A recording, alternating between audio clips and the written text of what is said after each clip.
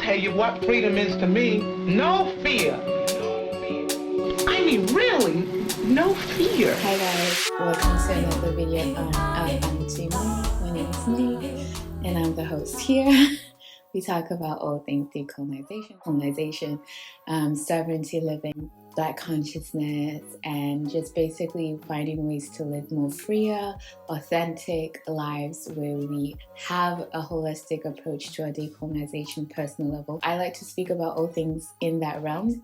In another video, I mentioned that I view myself a bit of a digital scout or digital anthropologist. I am very interested in the way that social media and just communities that are created online affect our real life lives, and not that actually there's not a big difference now between online and offline. One of the movements that I first witnessed, was a part of, and seeing the progression of, that was started by Black women, particularly with coily hair, like we're talking 4C hair, and the way that got slowly appropriated, and then how capitalism came into it, how colorism came into it, how texture fetishization came into it, how white women came into it. That story was so fascinating for me that was literally my master thesis, was about the Black hair movement, capitalism, racism, and sexism, and how those things, even on a digital platform, influenced an entire movement and derailed it to some degree. So when I say that I love following movements, I love following movements, especially movements that are connected to things that I can resonate with as well. It's a movement that has many different names. It's the decentering of men, it's the divest movement, it's the stopping or becoming more mindful of how a lot of Black cultures are very man-worshipping and man-centered, also aka patriarchy. Warning, first of all, I use the term Black African men and Black African women to include many of the experiences of African ethnic people, either in the diaspora or on the continent. The experiences shared might not apply to them equally all the time. Secondly, I'm sharing this from a somewhat subjective perspective because like most of the perspectives shared on this channel, I'm most curious of the things that are close to my own lived experiences. I'm also biased in the sense that as a decolonialist and womanist, a lot of the views that this Black men decentering movement, aka BMDM, are quite aligned with some of my own personal findings and values. I could simply not spend such a great amount of time on something I felt rather neutral about. It is important for me to clarify that. Lastly, while I don't want to insult the intelligence of my viewers, but just in case someone randomly wondered here, the opinions shared in this video do not refer to all Black African men nor all Black African women, only reflective of some people and some of their experiences in a specific digital and also, I guess, real life movement taking form in Black community. I'd also like to clarify the main focuses of this exploration. So the movement of decentering of Black African men is rather big and diverse. There are a number of platforms and channels that make the majority of the content that contributes to this specific movement. Their opinions and tactics are also rather varied, like most digital platforms. Some simply analyze the relationship between Black women and Black men through popular culture, giving broad perspectives on the issues to help Black women navigate better through their relationships, options, and self-empowerment with Black men. Other channels might fall more into a more radical and sometimes a bit problematic side of the movement. Often these platforms can be seen as purely advocating for the hatred of Black men and going as far as advocating for the abortion of specifically Black boys. They strongly feel that this is the only way not to further add to the problems Black women face from Black men. These channels base a lot of their views on the inexcusable amount of Black femicide, abuse, and violence by Black men in the community. These are some of the bigger channels that contribute to the broader movement and also channels that I've used in my exploration of this subject, such as I Am LO, Tanya TKO, Real Talk with Yenny, Samantha Kuka, The Mademoiselle, Thamis and Thoth, The Ugly Girls Club, Cynthia G, Lexus Exodus, and many, many more. And just like with my interest in the decentering of whiteness in Black people's lives, my main exploration in this movement is simply the decentering of Black African men in Black African women's lives. What I've been following is most of what's happening in the USA. I try very much to try and balance between the things I see a lot in America, but also around the world. But I feel like America, and especially Black culture, America has also a huge influence on the rest of cultures around the world and even in the diaspora. I see it as the spring that kind of influence or affects everybody to a certain degree. Even in Denmark or a lot of spaces in Europe pay a lot of attention to what happens in the USA because politics and different situations that happen in that country often tend to affect the rest of the world in so many ways from a geopolitical stand as well. So it wouldn't be much different also from cultural movements as well. You can see that even like, for example, in the Black Lives Matter movement that started in the USA, but then after that, everybody in different kinds of countries and different Black communities around the world were then able to see themselves reflected back in those movements. When we had Black Lives movements around the world, specifically in Europe, yes, there is racism, yes, there is discrimination, but it's not from the same fabric that Black Americans experience in the USA. Countries that are much similar to that in the degree of aggression and oppression and corruption, I think I could relate that to, for example, Brazil. I could relate that to parts of South Africa. Actually starting out with the Black Lives Matter movement is an important departure for this exploration because it kind of also started from there, right? In the sense that a lot of the Black Lives Matter movement and the people were protesting for around the world were mostly Black men. The organization by itself was started and sustained by Black women. The conversation started to slowly unveil into the realm of, okay, what about the Black women being killed by police? So in a 2020 Teen Vogue article by Precious Fondren, she writes, "When Black men are killed by the police, it feels as though the world is flipped upside down. People get angry, they organize seemingly fast. They hit the pavement to protest and march, and all our timelines are filled with the petitions to sign. The same energy is rarely given to Black women when she is killed. There might be a petition or two to sign, or even a GoFundMe to donate to, but where is the outrage that gets precincts burned down?" Conceived in 2014 by the African American Policy Forum and the Center of Intersectionality and Social Policy Studies, the Say Her Name hashtag was meant to amplify the names and narratives of Black women and girls who have also been the victims of police killings. People simply couldn't name them the way they can name Tamir Rice, Mike Brown, or Freddie Gray. Though it may be difficult to name even 5 Black women killed by the police, it doesn't mean that it's not happening at the same urgency as Black men. Black women are losing their lives, and for some reason it just doesn't garner the same warranted level of community concern or outcry. But how did we actually get here? I believe nothing just happens to be for no reason at all. What some were able to see during Black Lives Matter was a path long paved, a path that had always decided to put race before sex, and for an intense moment in history, it made sense. For centuries, African women on the continent and parts of the world they were stolen and enslaved in have fought alongside Black men against white oppression and colonialism. They were never able to afford the safety given to other women in dominant cultures, where they stayed home and protected the kids while the men organized to go fight for their freedom and safeties. Black women have always seen the importance of fighting alongside their men in wars, from the Haiti revolutions where women played key roles both as organizers, warriors, and army leaders, to the uprising on the African continent as guerrilla fighters, organizers, messengers, and fundraisers for important movements. They were fighting for their communities to be liberated, their children and men, yet they softly disappeared in the credits of movements next to their male counterparts. For example, the Black Panther movement consisted of close to 60 to 66% of Black women. Many of the revolutionary community programs such as Free Breakfast for Children program, the People's Freedom Ambulance Service, and the People's Free Medical Clinics were carried out by the women. But this did not mean that they stayed behind for men to do the dangerous work either. No, the women were also often making headlines as agitators, protesters in the front, and organizers of the movement. They were also arrested, assaulted, abused alongside their men.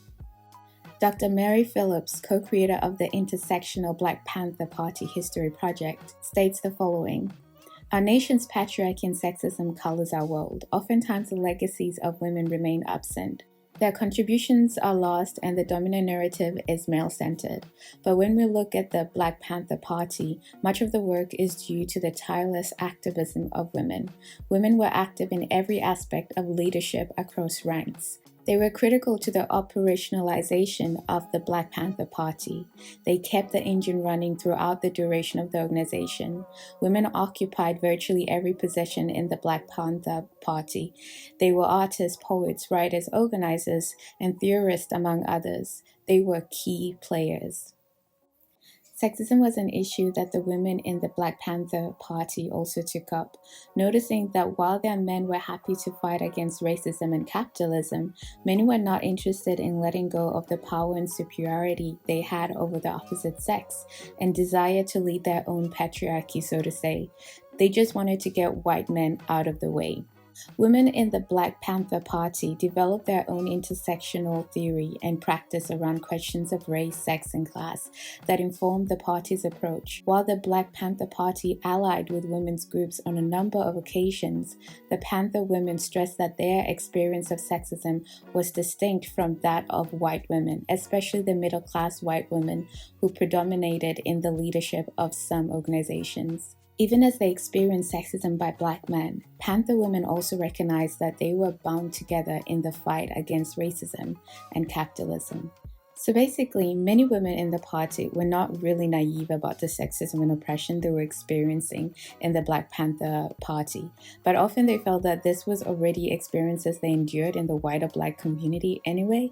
So being part of the Black Panther Party, at least they could vocalize and lead and change on many issues and forms of oppression. But also, yes, not all men.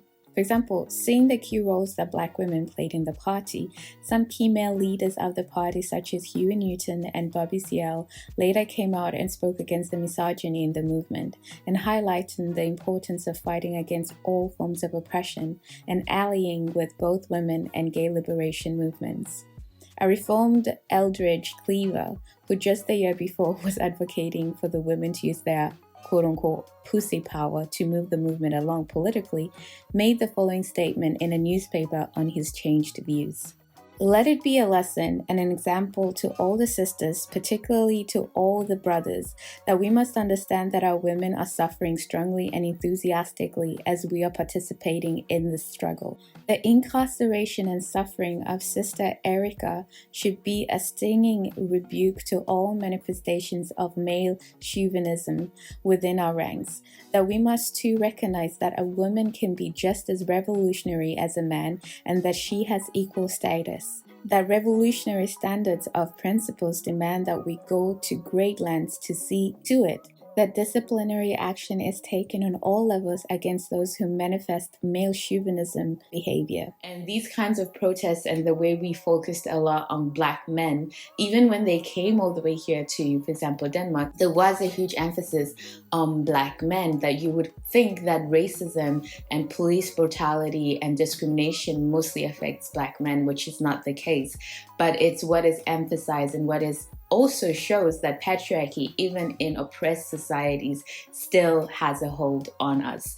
And I think this is also important when we talk about intersectionality, because this is what we're supposed to understand by intersectionality, that things affect people differently depending on their social standing in society. So as a Black woman, you are going to experience racism and sexism, and sometimes your racism will be sexualized and your sexism will be racialized. So all of these things kind of are interconnected, and then you add class to it, you add sexual orientation to it. There's so many depths that you can go where you are affected differently because of how you show up in the world. But what I thought was particularly very moving and interesting in this new departure was the idea that why are we as Black women making such a huge effort to stand up for people who will not do the same for us? I felt like that was like such a taboo to even say, to even mention it like that in this, until I started sitting even with myself and evaluating okay, wait a minute, let me think about this, because I was also moved by that, obviously, the things that were happening to Black men and this discrimination they faced, the lack of care of life. But then I also was interested in the fact that we as a society, especially when we talk about colonization, about racism, there is a huge focus on what white people do to us and white structures do to us. And it almost is over blinding to what we are also doing to ourselves or what we are experiencing in our communities by ourselves. And it felt like you couldn't talk about the two because you had to choose. Chapter 2: How long should Black women wait? In so many ways, the movement of decentralizing Black men has taken place from the awakening of some Black women to their discouraging realities. The majority of Black men are often seen by this movement as being more interested in getting a better seat in the white patriarchal world than actually fighting against all the ways that Eurocentrism and oppression harms our communities. This is seen both on the continent and also in the diaspora. There's two people that I find interesting in humankind by their lack of way of grasping things. One is how white women don't get racism, but they get sexism, right? Because I feel like once you get one, you kind of can imagine how the other one works, right? And also how Black men don't understand misogyny or don't make an effort to understand it. As a woman of color, I'm actually more on guard when I'm with white women and men of color than when I'm with white men. That's not to say I trust white men, but they understand the power dynamics of society. Historically, they've always made sure they have the upper hand. And so when it comes to them and I, we know where we stand. White women and men of color, though, although both oppressed, have an inkling of privilege. White women have white supremacy, men of color have the patriarchy. And you would think they would use those privileges for good, having known what it's like to be oppressed. But many, not all, but too many, aren't interested in dismantling the systems of oppression. They just want to benefit from it. And so they will flex their privilege to assert themselves. And it's usually at the expense of women of color. And so it hurts more because they're supposed to be on our side. I think on a human level, I get it. Our own oppression is often the most urgent to us. Just like white women, we're happy to fight against white patriarchy, and many were comfortable to climb on the backs of Black women's labor in favor of white women's rights. In both spaces, there seems to be an avoidance of the following self-reflection. While fighting against and understanding my own oppression, in which ways am I also committing a similar form of oppression towards others? Instead, there seems to be a preference to the following stance. I oppress because I'm also oppressed, and only when the person who oppresses me stops can I also stop oppressing those I oppress. This, of course, often left Black women with the short end of the stick each time, whether in women's movements or Black liberations. But the most disappointing and painful one is the one they could not escape, obviously. Even when coming home, tired from experiencing the weight and trauma of existing in white domination. When Black women closed their doors and entered what was meant to be their safe spaces, they're still left to fight against Black male oppression and entitlement. While white oppression and society can sometimes be escaped, even for a brief moment, sexism is their neighbor, fathers, brothers, their friends, their sons, uncles, and even their lovers. And on top of that, it is an oppression from people that ask for full support, allegiance, and loyalty, while caring little, if at all, to return the favor. In fact, it is often met with the same tactics, privilege, and ignorance that the Black movements are met with when fighting against specifically racial oppression. So, like, for example, when Black people chanted Black Lives Matter, white people felt that the appropriate term should have been All Lives Matter. Many even responded with their full chest that noticing the racist part of state violence through the police was causing division and worsening racism. When Black women chanted Say Her Name, the response was #Say His Name, or even better, Say Their Names, claiming that recognizing sex was causing more division and it was important to stick together. But at whose costs? Black men, whether in the diaspora or on the continent, have always been eager to discourage Black and African women from organizing based on gender issues. In the diaspora, the message is that feminism is for white women and a tool of white supremacy to destroy Black family values. Values that demand that we stay on code, though we do not air the community's dirty laundry for all to see. This would of course make sense if Black women felt that Black men were leading the way in making sure that the issues of sexism in the community were addressed and fought against by Black men privately. Yet the reality seemed to be that the majority of Black men simply preferred that Black women not be distracted in the fight for Black men's liberation. This prioritization was supported by religious views which also hold a lot of power in our Black communities.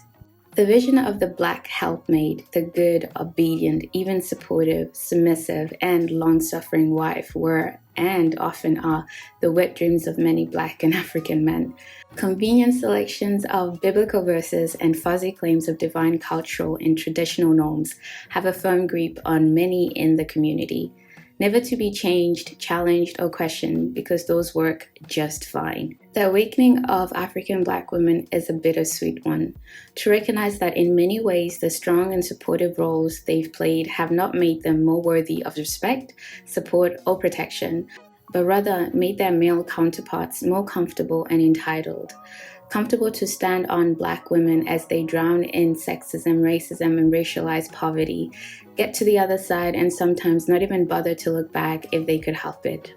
On a personal level, my life has been harmed and destabilized much more by Black men than white men. And that was a painful realization because it went against everything that I had centered in my approach to empowerment and anti-racism and anti-colonialism. There is also like this trickle-down effect of violence, basically. So you would imagine that on the hierarchy of people, which is something I talk a lot about, especially in the Eurocentric, white supremacist way of structuring the world, there is this hierarchy of like where you have rich, straight, white male at the top, and whatever's closest to that comes under, until at the very end you have the poor, Black, queer, disabled, whatever you might have, like that kind of becomes the opposite of that. And it just became very interesting, like of a self-exploration and inquiry, like trying to face that honestly and being, okay, but who is currently in my life or in my community affecting me the most? Chapter 3, Wide Awake, Decentralizing the Black Male Gaze. After understanding how we got here, the main interest then becomes a holistic approach to change for Black women, in dating, in movements, and the way we even prioritize the fight against poverty and racism. This also, of course, includes facing the ugly truths, such as our oppression in our homes, family, and community, and that it can no longer take the back seat. It's interesting because Black people are often encouraged to liberate themselves from the white gaze, a term popularized by Toni Morrison as a Black writer, writing not for the white gaze, as the dominant white race always felt entitled to be at the center of all minds. The concept was also expanded to address all the ways in which whiteness dominates how we think and operate within society. So basically, decentralizing the Black male gaze has the same importance on the Black African women's consciousness, to exist in a world where they are not interested in the respectabilities, values, entitlement of Black African men to be the center of the Black African woman's existence. The same can be seen in the ways that Black African women are seeking to decentralize the Black male gaze, basically to let go of confining themselves to the limitations placed on them by Black African males. Limitations such as who and what is a respectable Black African woman, worthy and deserving of respect and support and safety from Black men. To let go of the values placed on them by Black patriarchy, which sees them as only valuable in the community in ways that benefit Black African men. The Black dating world specifically has been a key battlefield in the recognizing and fight against the Black African male gaze. This is seen in a few repeating areas I cannot go too deep into detail, but such as the weaponization of marriage against Black women, the expectation that Black women stay loyal to only Black men while the Black men are allowed to date any race they desire, The demonization of single Black mothers while totally blinded to absent fathers that desert their own children. They also see how many fellow Black women have internalized the Black male gaze and pass on these Black male-centric values to their daughters and other younger women. This also includes the demonizing of Black women wanting to date financially stable men because Black men have always felt entitled to Black women struggling alongside them, to not deny them love and relationship and support, even if they have very little to offer in return. And this goes even to the degree of, like, even if you live in a country where the majority of people are African, for example, in an African country, the majority of people are African, even if we're talking about decolonization and what have you, and the effects of colonialism, effect of racism, geopolitical issues, and how they continue to affect Africa and Africans, you will still recognize that on the continent itself, the majority of our leaders are old African men, right? And we are supposed to bypass that and just focus on colonialism and how Europe has its boot on Africa's neck. On the continent itself, people are more aware of what is affecting their everyday life, and it's not whiteness, and it's not Eurocentric structures, and it's us against us, right? Chapter 4, Black African Male Worshipping. A beast of its own kind. The term Black male worshipping in the decentralization of Black men movement is a rather interesting, strong one, and one of the terms most echoed as the basis of the many ways Black patriarchy is not only upheld in many Black African communities, but often very much sustained by Black African women's participation and promotion. A brief definition. So in the movement, the term generally refers to the practice or cultural attitude that elevates men and masculinity to the position of superiority over women and femininity. This shows up in a number of ways, such as promoting traditional religious gender roles that prioritize men and male interests, valuing the traits, the validation, desirability, and acceptance of Black African men.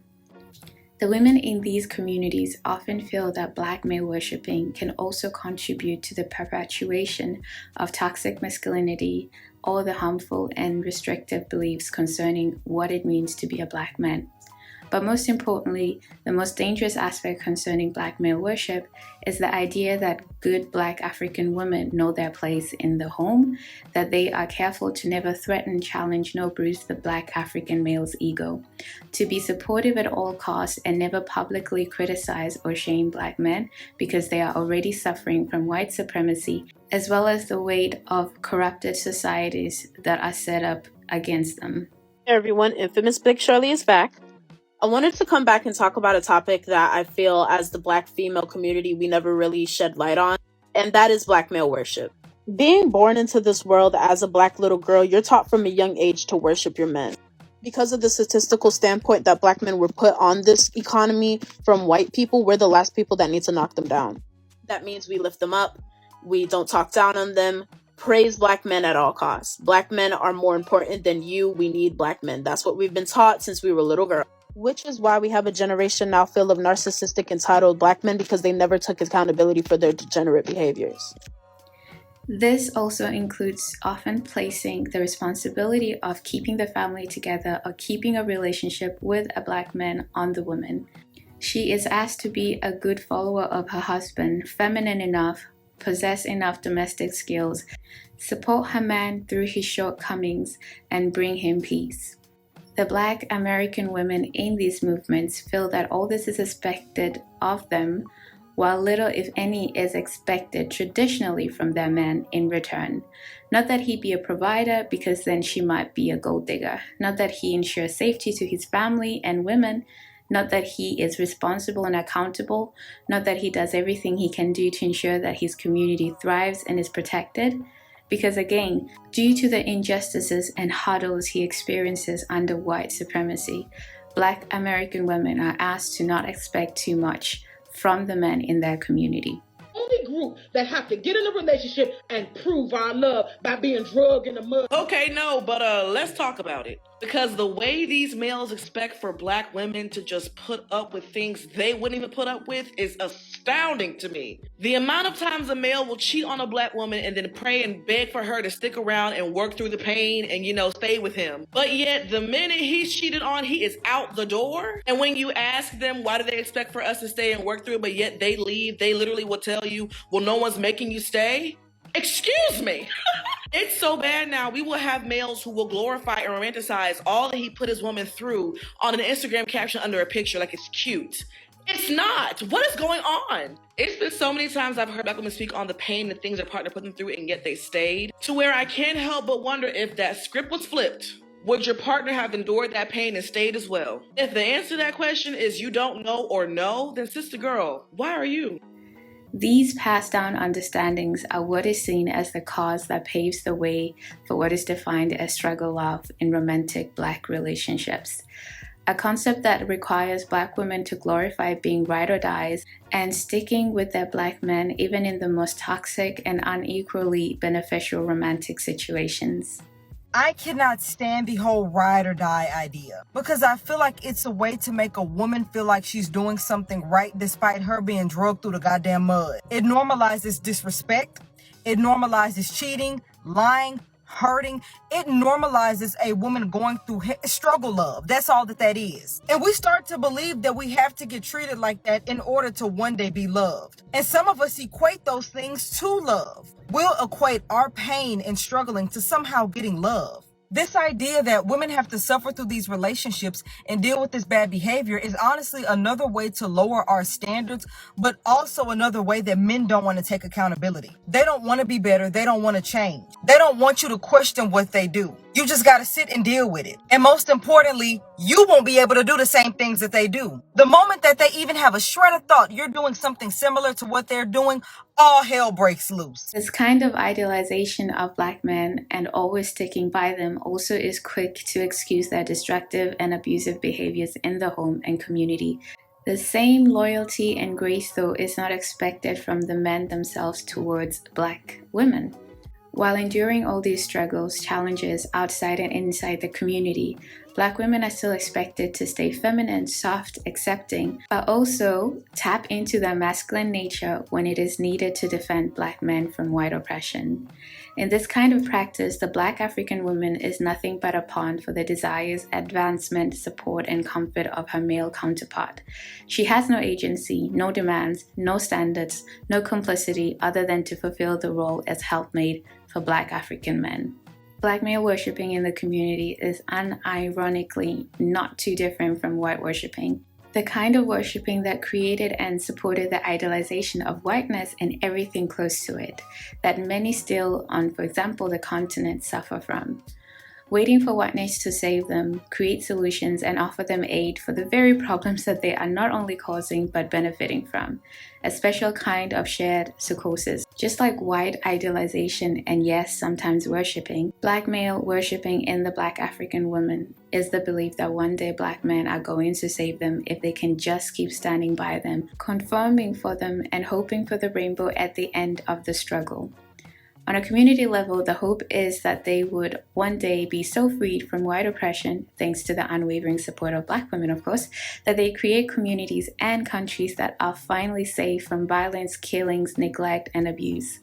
Oppressions that Black African men are the biggest perpetrator of in most Black African communities. Oppression that is supported by the toxic masculinity that festers in poor and marginalized communities. Oppression that is often excused and accepted as the norm. Black male worship culture is also an opportunity for women in this movement to be accountable for the role they play in upholding the destructive status quo of their communities. It highlights how Black African women and as a community praise any effort that men in our community make, while undervaluing the many ways in which Black African women contribute to the communities. This is often taken for granted, but also seen as the labor that is expected of Black African women to always provide, regardless of personal circumstances, but most importantly, without expecting much in return. To uphold the status quo, Black African women questioning or demanding more from their male counterparts are often gaslighted and labeled as divisive and the real problem in the Black community. This is really a community effort, not only from men, but women as well, and shows up in the following expectations of women. For Black African women to continue be in bad, abusive relationship as long as they have a man in the house, to not expect too much from their partners and sons, yet pass on the heavy burden of caring for the family and community to their sisters and daughters, to raise their daughters always aware of how their future husbands might think of them one day, while not really expecting their sons to act in ways that their future wives might appreciate someday or choose them for. I think the grace in this is also recognizing that this is also the path of healing, right? The path of healing is at some point you recognize there's external factors that are harming you. You recognize that maybe if you're in a dynamic of oppression or a dynamic of abuse, all the things that this person is doing to harm you, right? But then there's also a path where you recognize I've done all I can to maybe negotiate with this person or this institute or system. What can I now do for myself? What is actually affecting me now? And what is in my control to change? And what is in my control to lessen the heaviness that I'm facing? I know. Can you know? How do know? Can we know? How much? No. And I know. All you know. Bitches are no. I don't fall. It's a no. Chapter 5, a counter movement, the Manospheres, and the bros with passports. The male worship that holds no accountability against Black African men also creates delusions and entitlement in men where they expect to be treated and seen as kings, worthy of being seen as a prize in their relationships.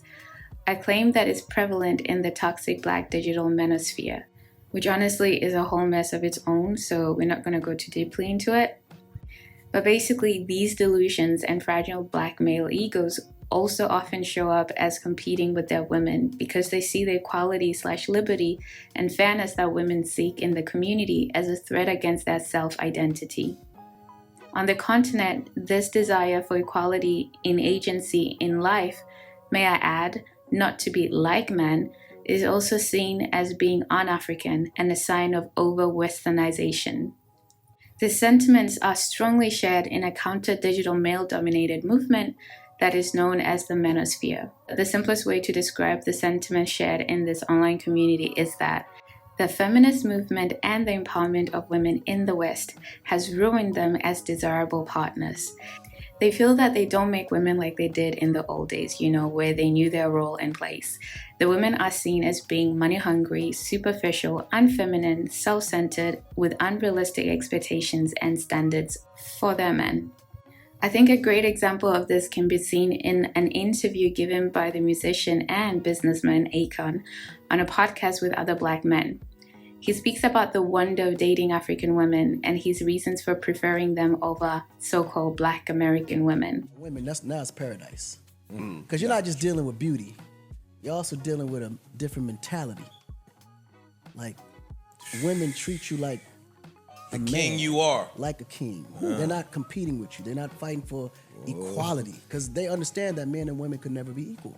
They understand their roles. I have some money going to the side for my Africa fund when I could get my shit over there. How are those roles defined there? The roles are very defined. It's very clean. Like here, even if you say the word role to a woman here, they get offended. That's true. Just use the role. Yo, play your role, let me play mine. Role? What the fuck you mean, play my role? Like, everybody has a role. There's infrastructure to life. And if a woman doesn't understand her position and the role that she play in life, everybody's confused. How can a man and a woman play the same exact role? Where's the balance? Right? So in Africa, it's very clear. The woman plays the role of a woman. Okay? God installed love, emotions, and compassion in a woman because as a motherly figure, those things have to be instilled. Nurturing. Right. This is why women catch so much feeling so quick. This is why they can endure so much pain and still be there. That loyalty, all that comes with them naturally. They think that we treat them like shit. No. I'm looking at the camera. I was about to say, everybody. Right, so, as a woman, her role is to support the man. I agree. The man, we are the kings and the divine of this universe. A woman can never compare to the man. They have to understand that here in America. The woman don't create life. They support the creation of life. Damn, somebody just broke that down to me. The man is who create life. Every time I say it, they laugh at me. Man, we're gods. We the ones that create life. No, to women, I'm saying, this conversation. Right. I just said it to you the other day. Y'all and laughed let at me. me give you an example of the science of it. A man right now can create life without a woman, but a woman can't create life without a man. If I wanted to create life right now without a woman, I would just shoot my sperm, put it in the incubator, and just give it 9 months, even maybe less with today's science, and a baby will be born. A woman can't do that. So men, we are the creators of life in actuality. That's cool and all, but I think whoever designed that system designed it for the act of the togetherness. The union. Yeah. Y'all missing the point. And that's what I was speaking Y'all to. missing the point, because what the point is, the men have lost the idea of the power they actually possess. So what I'm saying is, until the man mans up, True. Right. the imbalance is always going to be there. True. The sentiments shared by Akon and the other black men in this clip are not too different from those shared by men belonging to a branch of the Manosphere, known as passport bros. Urban Dictionary has some interesting and hilarious definition of what defines a passport bro. Recommended reading, by the way. However, we're going to take the one that had the most upvotes, and it states the following. Passport bros, men who understand that Western women have drunk the Kool-Aid past the point of no return and got their passports to enjoy happiness and peace with fit, friendly foreign women. And the Lord said, God bless passport bros, for they have avoided their wickedest American women and achieved nirvana with feminine foreign women, restoring the natural balance between feminine and masculine and breeding out, leaving in the dust their wicked Western she-men. Passport bros can never stop singing the praises of foreign women, but they are quite particular about which kinds of foreign fit and friendly women they desire. They often prefer foreign women from overexploited non-Western countries with less economical and gender equalities, and preferably countries where women are more traditional and religious. By the way, this movement is not something invented by black men, but has been a practice many white men from the West have taken part of for decades. Often these white men also point to the same reasons they are no longer interested in white and Western women. They feel disadvantaged by the dating options in the Western world in general, mostly blaming it on the loss of traditional values and the good old days where women listened and men ruled. They blame, quote-unquote, Nazi feminism for no longer guaranteeing that every Tom and Jerry gets a wife just because he's a man deserving of one.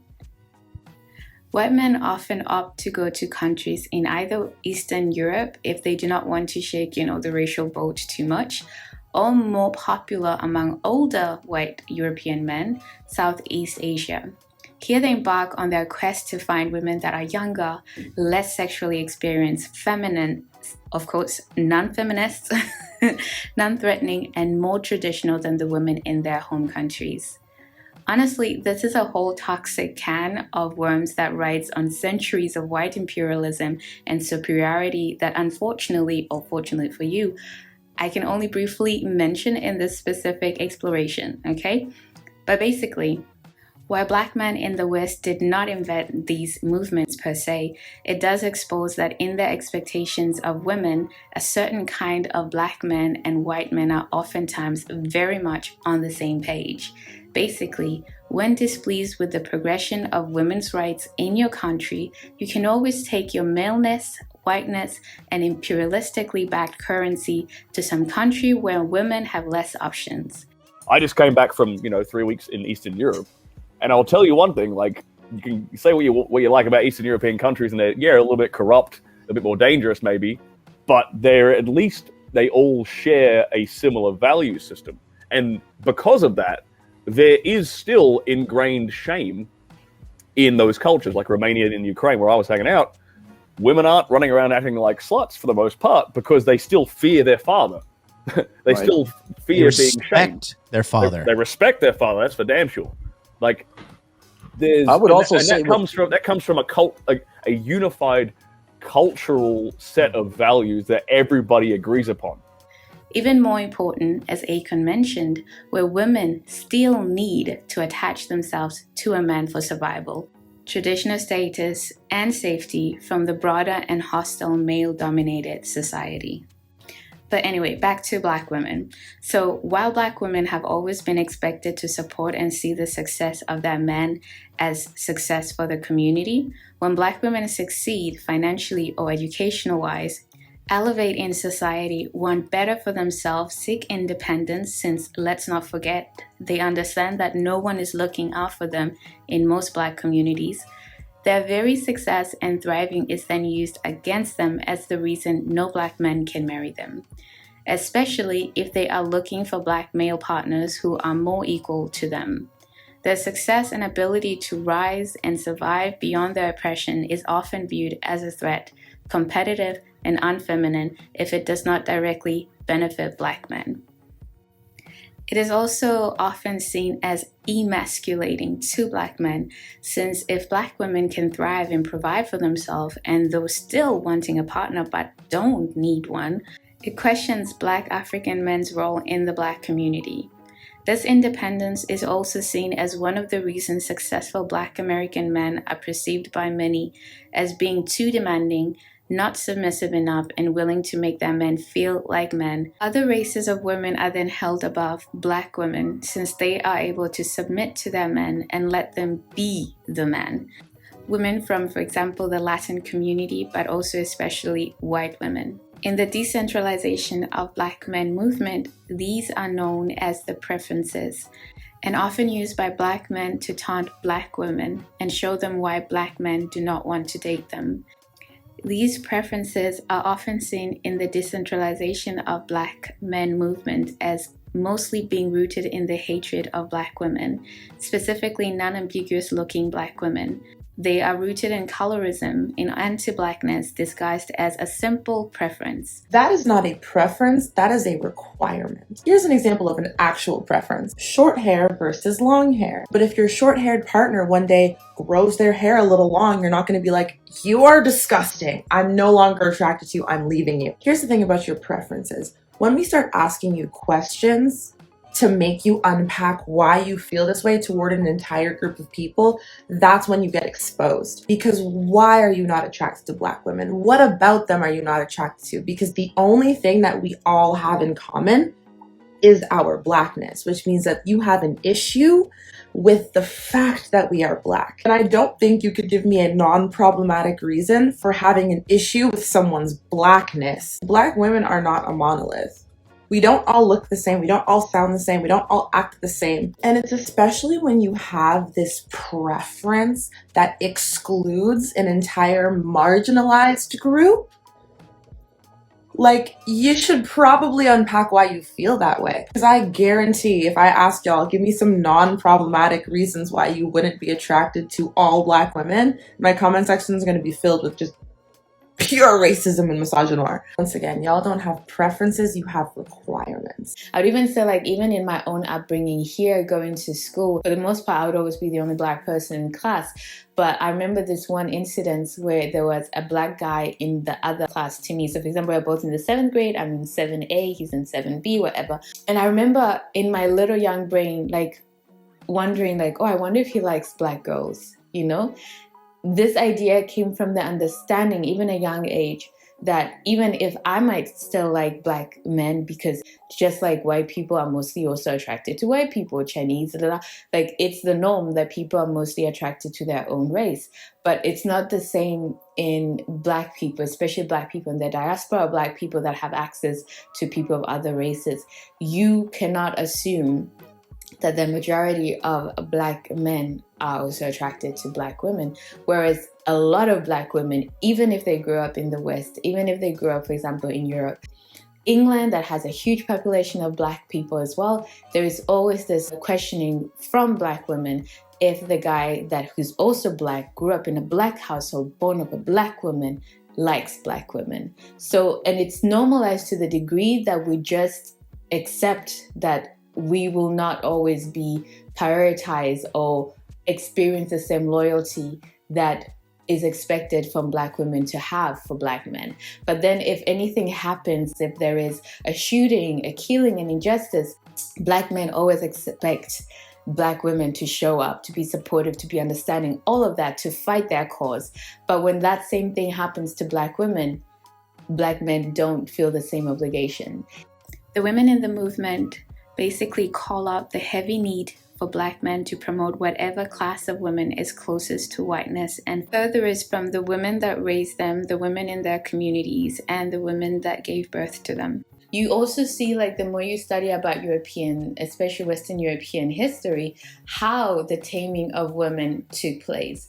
And this submissive feminine woman wasn't just a natural existence, but it was something that was tamed into European women as well. And even when we talk about witch hunts and the burning of women who did not conform, until everybody was kind of unified into these gender roles and these ways of seeing feminine and masculine that were very much influenced by Christianity at that time and the hunt and killing of anything outside of Christianity. A lot of the headaches, the despair, and failures in the Black community are rooted in the strong desire to also replicate the gender roles and expectations demanded from the traditional nuclear family.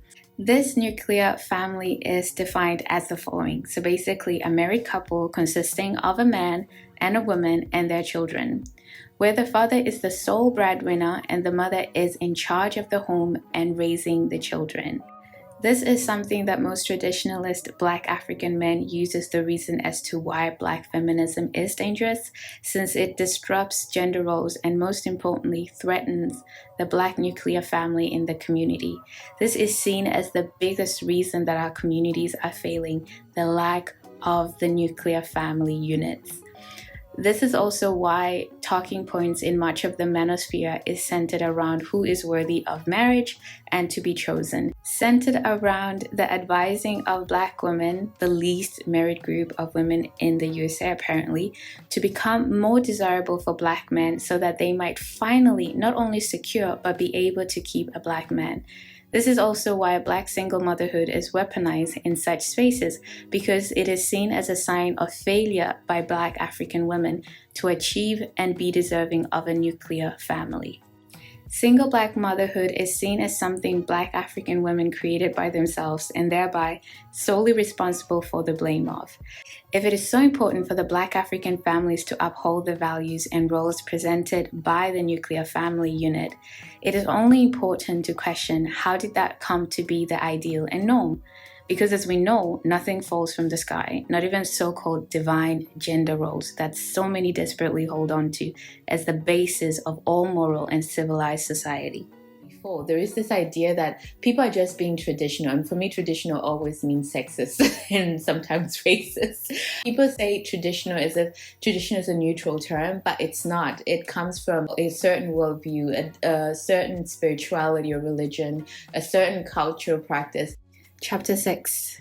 The Nuclear Family, the Myth, Chokehold, and Spellbinding Legend.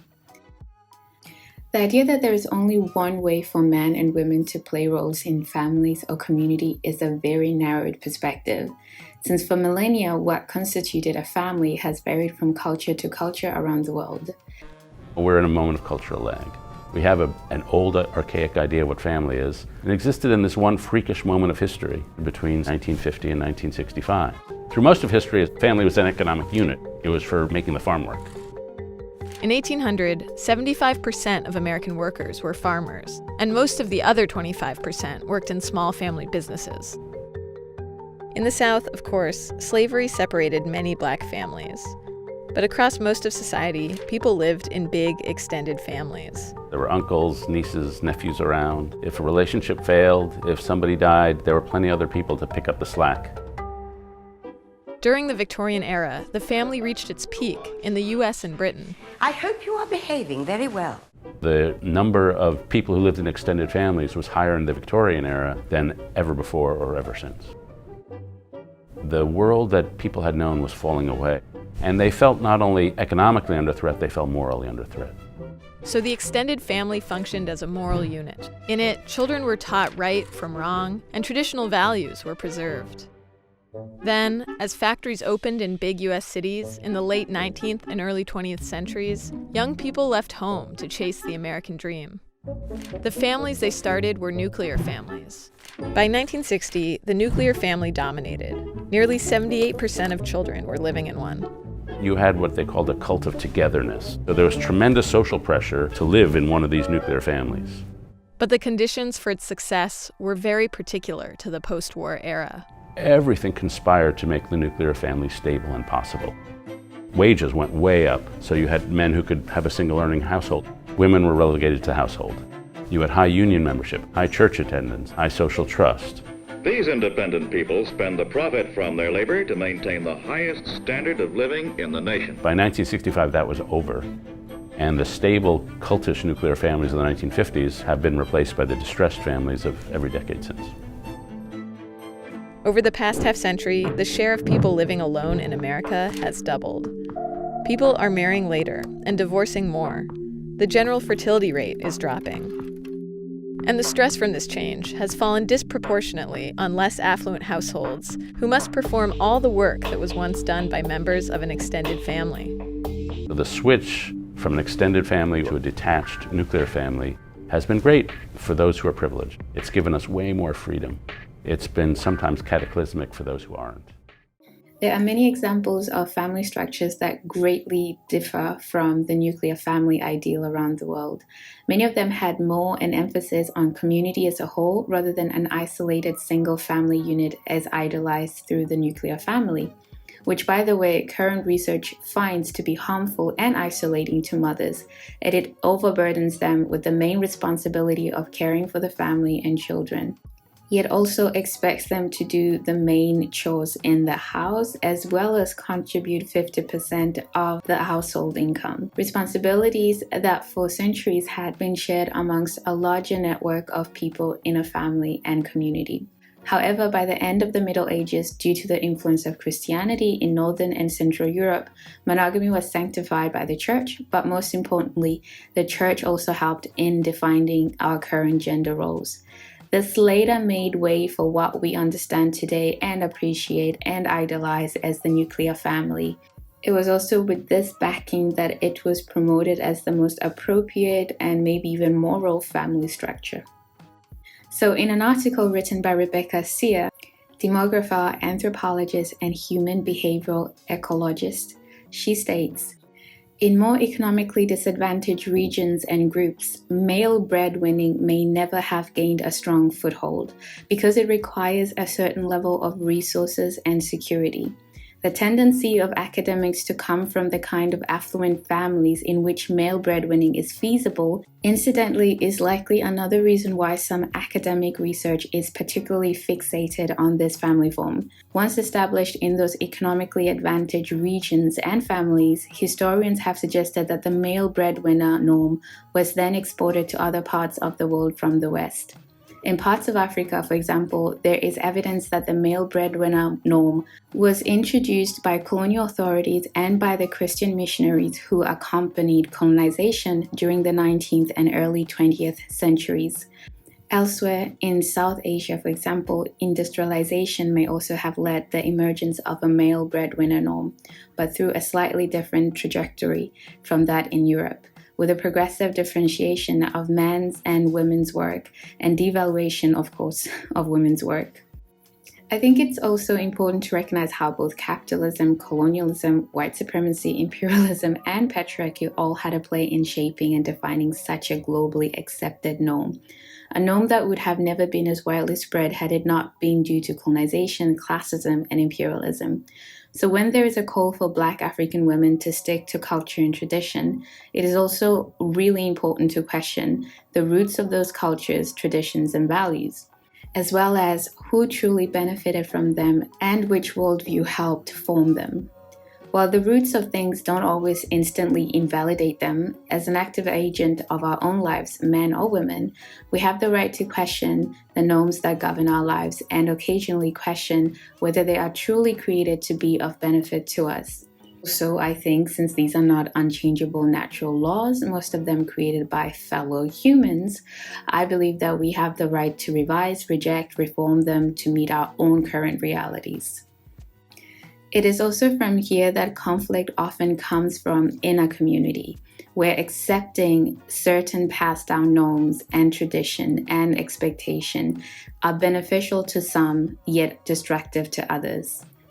Hence again, why, while most Black African men can agree that colonization and imperialism and Western capitalism and greed has been detrimental to our communities as a whole, they are not so vocal on criticizing the branch of patriarchy that piggybacked on imperialism, colonialism, and Christian missionaries.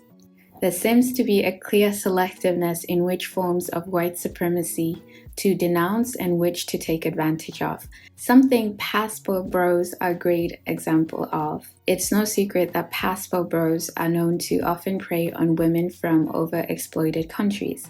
The sad truth is, poverty creates better women for patriarchy, since such environments are often more religious, aka pro-biblical gender roles, or any other religion that might be, and oftentimes are economically challenged. So basically, many are in fact in need of a male savior, because nothing thrives in poverty like the patriarchy and the subjugation of women. These particular intersections oftentimes negatively affect women the most, but also gaslight them into believing that the same systems causing their oppression will provide their salvation. So Akon is not entirely wrong, nor are the passport bros, but they are also confirming that some men prefer socially disadvantaged women. So when Akon says that women in Africa have a different mentality and are happy to treat Black men like kings and stick to their roles without question, it hides a larger history. When he clarifies that these roles are created by God, it is a dishonest at the very least, but also confirms the way in which religion is often used by men to justify the oppression of women. He explains that this is why women can endure so much pain and still be there, still stay loyal to their men. Once again, women suffering for and in love is promoted as a sign of being a good Black woman. A little tiny note. These very beliefs are also why, for centuries, Black women have been believed to be incapable of feeling and experiencing pain as other women, especially in the racist medical communities. To this day, Black women are most likely to experience complications, if not death, while giving birth, due to this very form of medical racism. It is shocking to once again see the same racist and misogynistic sentiments be promoted by the very men within our own communities. It is also from these self-delusions and entitlement that men like Akon can echo such beliefs and narcissistic views that strongly believe that they are, and I quote again, the divine of the universe, worthy of course thereby of being worshipped by their female counterparts. There is all these things, but there's also this understanding, like even in African cultures, that you don't question the patriarchy. And I think for us, it's also very much harder to see outside of, because even our religions and our cultures are very patriarchal in so many ways that it becomes almost natural to believe that this is the normal hierarchy of existence. But what this also does in so many ways, which goes back to these communities that are growing online about women decentering men and the stopping of Black male worship, is literally that because we center men so much and we see them at the head so much, you literally are living as a body without a head of yourself, because you are taught from a young age to overemphasize and focus your value and importance on a man, on whether that man is a Black American man, or an African man, or if you will get married, you will get chosen, you will have kids. Like, all of these things are overemphasizing what men want out of the world and not really what women want out of the world. I'm not saying creating a family and creating a unit and having children is a male desire only, but I'm saying that even in the way that our desires are taught to us at a young age, come from that lens of gender roles and pushing down the narrative on women that makes them disconnected to what they want, what is good for them, what's important to them, and focusing more on what the patriarchal structures has created for them. And that goes beyond race as well and beyond colonialism. It affects us all on a global scale. Chapter freaking 7, the last one. What now? What does radical change look like? So what are the solutions given? What kind of actions must the women unsubscribing from black male centralism and worship take once they have awakened to one of the saddest realities of many in our communities? Well, quite a few are actually represented by the members of these communities, and I'm going to share some of them with you. For example, number 1, they are urged to decide that this has to start ending with our generation. Number 2, they're encouraged to redefine Black African womanhood outside of the African male gaze, religious community, and patriarchy. Number 3, to no longer keeping the code of silence when it comes to the abuse and violence endured within the community, in order to protect the men that have failed at protecting the most vulnerable within the community. Men who are seen as doing harm with impunity, often not even having to fear being reprehended by other Black African men for their destructive behaviors. Because it is noticed that a lot of Black men love to argue with not all men, but do very little about some of the men. Number 4, investing in holistic healing. Over the last recent years, Black women in droves have been investing in their well-being and healing. Another step in reclaiming their mind, body, soul, and destiny. They have shown a great commitment to breaking generational Black trauma, especially the kind they saw their mothers and women in their community endure. A loyalty to struggle that left them with very little to show for it at the end except for broken down spirits. Number 5, to no longer glorify Black struggle love, but know that they are deserving of seeking companionship with partners who see them as worthy of respect, love, and the peace of mind that comes from loving someone who's also healed, emotionally secure, and responsible. To seek partners that are just as invested in their well-beings and ability to thrive as a healthy unit. To reclaim their birthing power, to choose wisely who to create life with. To choose fathers and partners who are healthy, well-rounded, and responsible figures. Role models who will help show their sons and daughters the importance of equally respecting and valuing their work both sexes add to the community. Number 7, the one with the most pushback, I think. To place dating someone who they love and who loves them back, supports and respects them before racial loyalty to Black men. Number 8, to no longer feel responsible to show up in defense for men who would not do the same for them. To simply let men handle their issues on their own with other men in the larger patriarchy. To not hesitate leaving behind women and men not interested in rectifying the harm caused by the idealization and centering of Black African men in Black African communities. Number 10, to focus their energy and support for themselves and other Black African women and to rely on each other more. This has also inspired a lot of Black African women spaces, rooted in creating safe spaces for Black African women, their healing and well-being in community with other women. Number 11, to no longer let Black African men weaponize marriage or the lack of, actually to no longer even put marriage on the pedestal as they have been raised to do. Rather to focus on growing as people, actualizing themselves, accomplishing their goals, and prioritizing making space for joy, peace, and ease in their lives. To be open to diversifying their views on the purpose of their lives as Black women, whether they want children or not, marriage or not, traditional alternative paths towards family and motherhood. In this larger stage of the movement, a few things seem to be clear. They are no longer trying to prove their value, no longer trying to explain their struggles to those invested in never understanding nor changing. With Black African men no longer at the center of the lives of women who connect to the views shared in these movements, it seems as though a whole new world opens up. It brings in a fresh new breeze of liberty and revolutionary beginnings for the Black African women tribe. I strongly feel that this is one of the most important womanist movements in our community currently. I'm very much interested and invested to see how it will change and impact our communities, relationships with our families, loved ones, and everything else around us in the coming decades. On my other channel, May in Bloom, I also made a video about decentering men in my experiences in my life and how liberating that was. And I feel like with everything I talk about from a decolonization perspective, from a womanist perspective, from a sovereignty perspective, everything, because we are experiencing so many different forms of oppression and indoctrination, everything is almost like an onion. You keep peeling off layers.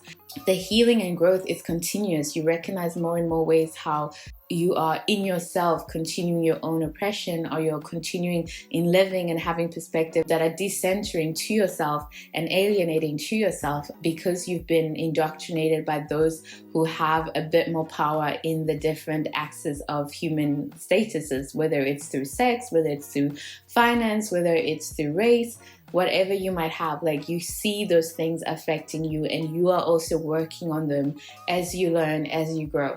I think this is more like an invitation to honesty, and to say that if we're going to heal, if we're going to actually coexist in a healthy foundation before we fight other things, it's only fair that everybody feels seen and validated in their experience, and the harm that we do to one another, it's also prioritized in our efforts towards decolonization, our efforts towards fighting racism. So when I think about that, I think it would be very disingenuous, even in my own approach to the things I talk about, to not also voice those things as well and pretend, oh, it's just us Black people, African people against white systems of oppressions and white systems of imperialism and what have you. Even though I've been like digging through these thoughts for some time now, for a long time, more than a year, I hadn't articulated the way I am able to now, how clearly I see that. And so it's also something I mentioned, I think, some time ago, that because I do care about humanity, but I do prioritize where I'm going to put my focus. I want to use my resources, my ability, my skills to support, at the very least, the people that I know in my life have sustained me and have taken care of me. I also like to clarify that this is not like an anti-men kind of thing. It's more like, be for the people that are actually there for you, you know? And we need to be for people, for men who are respective of that and who get that and who want to add to that and who want to contribute to a safe and thriving environment for Black girls, Black women, and Black children. And I think like anything beyond that should not be of interest anymore, because it doesn't make sense, you know? It doesn't make sense at all. This has been a long video, but I felt like it was very straight from the heart, and I'm happy that I feel like I mentioned more or less everything. I'd love to hear your thoughts on that as well. But otherwise, I feel like it sets the tone also from other philosophies that are important to me as an African womanist, like that also are seen a lot in my work and in the things I do. And I hope that this kind of like sets the tone for that, for future videos and my perspectives in that. Anyway guys, that's the video for today. I hope you've enjoyed it. Please feel free to educate me if there's some things that you'd like to add to that conversation or those perspectives. I'm more than happy to learn. Of course, all in the tone you say it, because don't play my space, basically. Remember to stay kind, but also as always, don't take any shit. And I'll see you in my next video.